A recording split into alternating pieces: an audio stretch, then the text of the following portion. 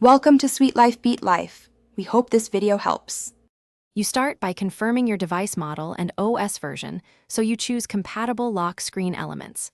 Once done, back up important data to avoid accidental loss, then open Settings and go directly to Lock Screen or Display. You do this because menu names vary by OS and a quick backup prevents surprises.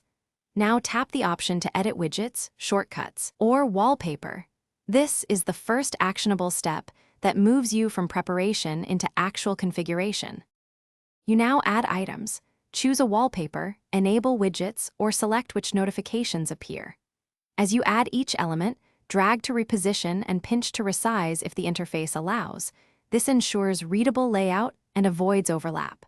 Also make deliberate choices about showing details versus hiding sensitive content so privacy is preserved.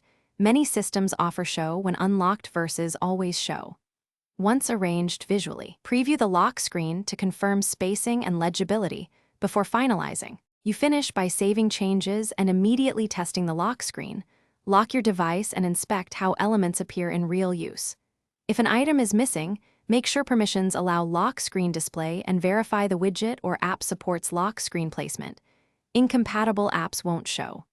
If problems persist, restart the device and check for OS updates because display bugs are often fixed in patches.